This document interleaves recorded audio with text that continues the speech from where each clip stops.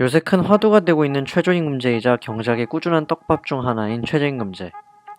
2014년 5,210원, 2015년 5,580원, 2016년 6,030원, 2017년 6,470원, 2018년 7,530원, 그리고 올해 2019년 8,350원으로 최저임금은 해마다 꾸준히 상승하고 있다.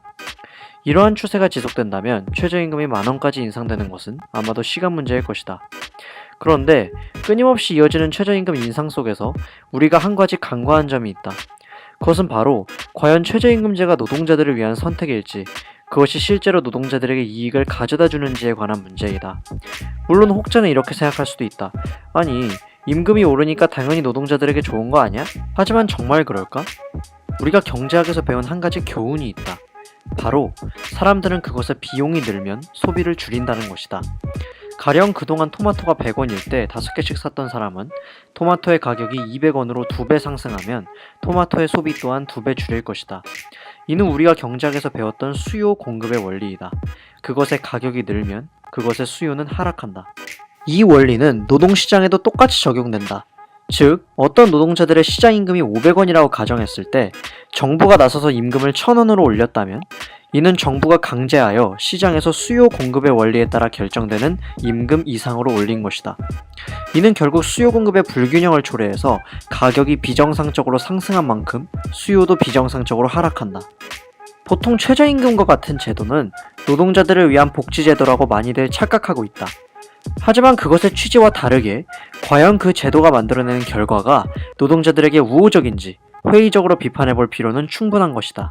만약 시장 원리에 따라 노동 수요가 올라감에 따라 임금이 오르는 것이라면 이는 아무런 문제가 없다. 이 경우는 시장 원리에 따라 기업가가 노동자들을 더 많이 필요로 하게 됨에 따라 자연히 임금이 오르는 것이다. 수요가 오른 만큼 공급도 늘어나 균형이 맞춰지기에 임금은 올라간다. 노동자들의 명목임금은 이렇게 시장 원리에 따라 끊임없이 상승하였다. 하지만 정부가 강제하여 시장에서 결정되는 임금보다 더 높은 임금을 설정했을 때에는 문제가 된다. 이것이 바로 대표적으로 최저임금제이다.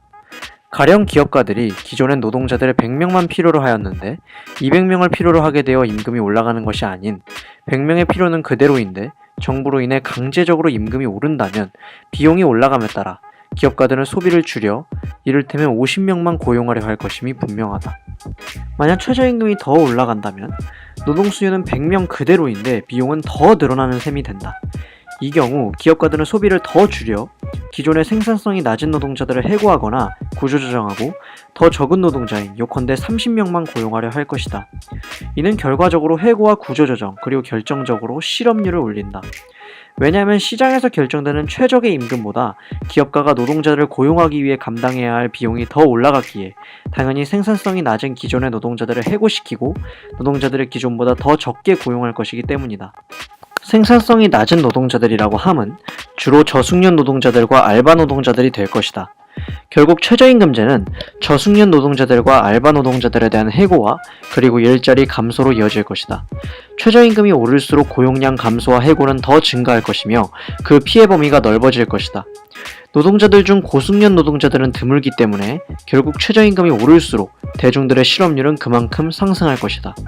최저임금이 오르면 오를수록 그 상승하는 비용에 부응하지 못하는 한계 이하의 생산성이 낮은 노동자들은 일자리를 잃게 될 것이다. 이 말은 무엇을 의미할까?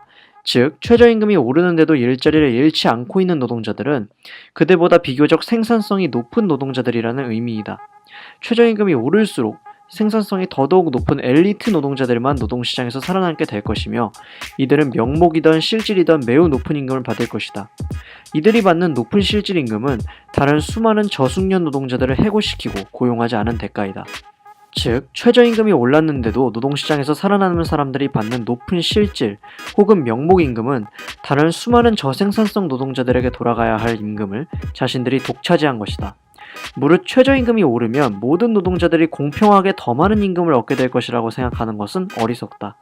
그것의 비용이 오른다면 분명히 그 비용을 만회하기 위해 그만큼 소비를 줄일 것이고 그 대상은 대다수 저생산성 노동자들이 될 것이다. 그 어떤 정부의 간섭 없이 자유시장에서 수요 공급의 원리에 따라 자연히 임금이 결정되도록 하는 것이 최대한 많은 노동자들에게 최대한 많은 명목 그리고 실질임금을 줄 수 있는 가장 최선의 방법이다. 역사상 이런 방식으로 시장은 쭉 노동자들의 임금을 상승시킴에 따라 그들의 생활 수준을 올려왔다.